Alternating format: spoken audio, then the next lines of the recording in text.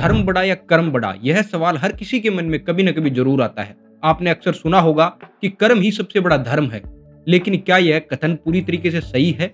इस सवाल का उत्तर जानने के लिए पहले हमें धर्म और कर्म का सही अर्थ समझना होगा। इस वीडियो में हम धर्म और कर्म को पूरी गहराई से समझने की कोशिश करेंगे, ताकि आप यह निर्णय कर सके कि दोनों में से कौन अधिक महत्वपूर्ण है। वीडियो के अंत तक जरूर बने रहिएगा, क्योंकि यह आपकी सोच को एक नई दिशा देगा।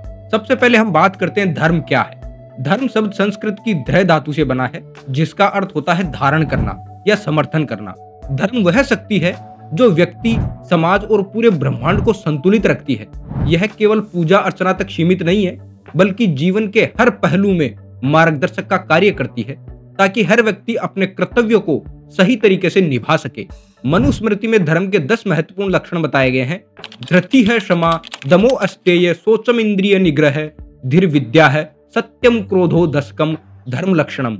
अर्थात धैर्य, क्षमा, संयम, चोरी न करना, शुद्धता, इंद्रियों पर नियंत्रण, बुद्धि, विद्या, सत्य और क्रोध न करना, ये 10 लक्षण धर्म के आधार हैं। हम सच्चे धर्म की पहचान कैसे कर सकते हैं, उसके लिए आप उसको इस उदाहरण से समझे। यदि आप रोज सुबह जल्दी उठते हैं, नित्य क्रियाओं के बाद मंदिर जाकर भगवान के सामने माथा टेकते हैं, लेकिन उसके बाद पहले बताए गए 10 लक्षणों का पालन नहीं करते हैं, तो आप धार्मिक नहीं कहलाएंगे। अंग्रेजी भाषा में आने वाला रिलीजन शब्द धर्म की गहराई को नहीं परिभाषित कर सकता। जब कोई कहता है कि वह हिंदू, मुस्लिम या ईसाई धर्म को मानता है, तो वह वास्तव में पंथ की बात कर रहा है, न कि धर्म की। धर्म तो शाश्वत है, वह सार्वभौमिक होता है, यह कभी बदलता नहीं।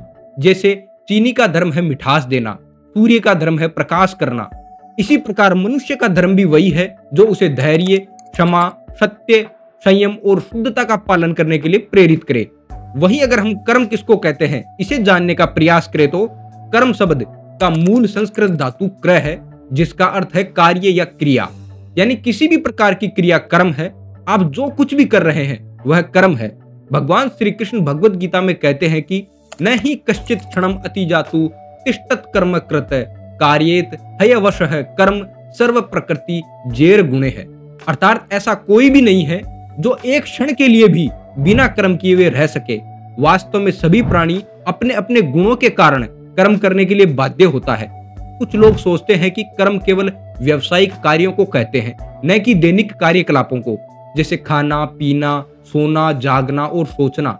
इसलिए जब वे अपने व्यवसाय का त्याग करते हैं, तो वे सोचते हैं कि वे कोई कर्म नहीं कर रहे हैं। लेकिन भगवान श्री कृष्ण शरीर, मन और जीव से भी किए गए सभी कार्यों को कर्म मानते हैं। इसीलिए वे अर्जुन से कहते हैं कि एक क्षण के लिए भी पूर्ण निष्क्रियता संभव नहीं है। यदि हम केवल बैठ जाएं, तो यह भी एक क्रिया है। यदि हम लेट जाएं, तो यह भी एक क्रिया है। यदि हम सो जाएं, तो भी मन स्वप्न देखने में लगा रहता है। गहरी नींद में भी हृदय और शरीर के अंग अपने अपने कार्य करते रहते हैं। इस प्रकार भगवान श्री कृष्ण घोषणा करते हैं कि मनुष्य के लिए निष्क्रियता एक असंभव अवस्था है। बिना कार्य किए हुए कोई एक क्षण के लिए भी नहीं रह सकता। साथियों, यहाँ तक हमने यह तो जान लिया है कि धर्म क्या है, वह कर्म क्या है, वह साथ ही यह भी जान लिया कि कोई भी मनुष्य बिना कर्म किए एक क्षण भी नहीं रह सकता। अब यह भी जान लेते हैं कि धर्म बड़ा है या कर्म बड़ा है। इसे हम एक उदाहरण से समझते हैं। जब किसी पुरुष या स्त्री का विवाह होता है, तो शास्त्र उसे जीवन बढ़ाने के लिए यौन संबंध बनाने की अनुमति देता है।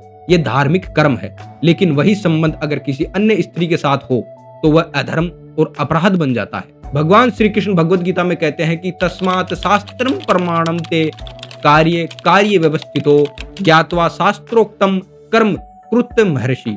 क्या करना चाहिए और क्या नहीं करना चाहिए, इसका निर्णय करने के लिए शास्त्रों को अपना आधार बनाओ। शास्त्रों के आदेशों और शिक्षाओं को समझो और फिर उसी प्रकार से इस संसार में अपने कर्म करो। बिना धर्म के किया गया कोई भी कर्म आसुरी होता है, और यदि वही धर्म कर्म के साथ जुड़ जाए, तो वह कर्म देवी हो जाता है। कभी कभी अच्छे इरादे वाले लोग भी कहते हैं कि मुझे नियमों की परवाह नहीं, मैं अपने दिल की सुनता हूँ और अपना काम करता हूँ। दिल की बात मानना ठीक बात है, लेकिन वे कैसे सुनिश्चित कर सकते हैं कि उनका दिल उन्हें गुमराह तो नहीं कर रहा है।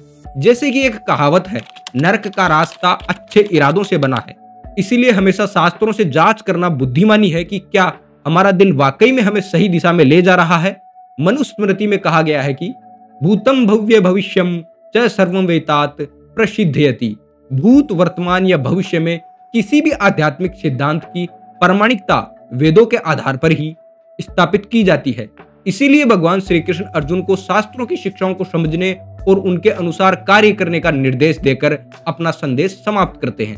धर्म व्यक्ति, समाज और ब्रह्मांड के स्तर पर सामंजस्य स्थापित करता है। धर्म सनातन है, जबकि कर्म परिस्थिति के अनुसार बदलता है। भगवान श्री कृष्ण भगवद गीता में कहते हैं कि श्रेयान सर्वधर्मान विगुण है, पर धर्मात् स्व अनुष्ठित स्वभाव नित्यम कर्म कुर्वन् नाप्नोति किल्बिषम्। जब हम अपना स्वधर्म यानी निर्धारित व्यवसायिक कर्तव्य करते हैं तो इसका दोहरा लाभ होता है। यह हमारे स्वभाव के अनुरूप होता है, इसीलिए हमारे व्यक्तित्व के लिए उतना ही स्वाभाविक है जितना किसी पक्षी के लिए उड़ना और मछली के लिए तैरना। दूसरा, यह मन के लिए भी आरामदायक है, इसीलिए इसे अनैच्छिक रूप से भी किया जा सकता है, जिसको निष्काम भाव से किया गया कर्म कहते हैं, जिससे हमारी चेतना भक्ति में लीन होने के लिए स्वतंत्र हो जाती है और हम आसानी से हमारी चेतना को भक्ति में संलग्न कर सकते हैं। इसके बजाय यदि हम अपने कर्तव्यों को दोषपूर्ण समझकर त्याग दें और दूसरे के कर्तव्यों को अपने स्वभाव के लिए उपयुक्त मानकर अपना लेते हैं, तो हम अपने व्यक्तित्व की सहज प्रवृत्ति के विरुद्ध संघर्ष करते हैं। अर्जुन की स्थिति भी बिल्कुल यही थी। उसका क्षत्रिय स्वभाव सैन्य और प्रशासनिक कार्यों की ओर प्रवृत्त था। घटनाओं ने उसे ऐसी स्थिति में पहुंचा दिया जहां धर्म के युद्ध में भाग लेना आवश्यक हो गया। यदि वह अपने कर्तव्यों से विमुख हो जाए और युद्ध भूमि से हटकर वन में तपस्या करने लगे, तो इससे उसके आध्यात्मिक रूप को कोई लाभ नहीं होगा, क्योंकि वन में भी वह अपने अंतर्निहित स्वभाव से दूर नहीं हो पाएगा। पूरी संभावना है कि वह जंगल में भी आदिवासियों को एकत्रित करके उनका राजा बनने जाएगा। इसके बजाय उसके लिए बेहतर होगा कि वह अपने स्वभाव से उत्पन्न कर्तव्य को करता रहे और अपने कर्मों का फल भगवान को अर्पित करे, उनकी पूजा करे। इसके अलावा जब कोई व्यक्ति आध्यात्मिक रूप से सिद्ध हो जाता है तो उसका स्वधर्म बदल जाता है। वह अब शारीरिक स्तर पर नहीं रहता, वह आत्मा का धर्म बन जाता है। जो भगवान की भक्ति, उस अवस्था में व्यक्ति को व्यावसायिक कर्तव्य को त्याग कर पूरी तरीके से भक्ति में संलग्न होना उचित है, क्योंकि अब वह उसके स्वभाव का स्वधर्म है। उस पात्रता वाले लोगों के लिए भगवान श्री कृष्ण भगवद गीता में अंत में अंतिम निष्कर्ष देते हैं कि सभी प्रकार के धर्मों का त्याग करो और मेरी शरण में आओ। सर्वधर्मान परित्यज्य मामम एकम शरणम वज्र। हालांकि जब तक यह अवस्था प्राप्त नहीं की जाती, तब तक इस श्लोक में दिए गया निर्देश लागू होता है। इस प्रकार श्रीमद् भागवतम में कहा गया है कि तावत कर्माणि कुर्वता न निर्वधेयत यावता मत कथा स्मरणादो वा श्रद्धा यमन न जायते। जब तक भगवान की लीलाओं के स्मरण, कीर्तन और ध्यान के माध्यम से भक्ति की रुचि विकसित नहीं हो जाती, तब तक हमें अपने निर्धारित व्यवसायिक कर्तव्यों का पालन करते रहना चाहिए। बहुत से लोग वाद विवाद में धर्म बड़ा है या कर्म बड़ा है, इन बातों को सिद्ध करने का प्रयास करते हैं, लेकिन धर्मशास्त्र दोनों के बीच सामंजस्य की बात करते हैं। धर्म कर्म को दिशा देता है, धर्म रहित कर्म अराजकता का कारण बन सकता है। वहीं कर्म धर्म को बनाए रखता है। धर्म को बनाए रखने के लिए कर्म आवश्यक है। धर्म वर्सेस कर्म का यह वाद विवाद एक को दूसरे से बड़ा नहीं बताता, बल्कि उनके परस्पर संबंध को समझने का प्रयास करता है। धर्म आधार है और कर्म उसका क्रियान्वयन। भगवद गीता के अनुसार व्यक्ति को अपने कर्तव्यों को धर्म के अनुसार करते हुए मोक्ष का मार्ग अपनाना चाहिए।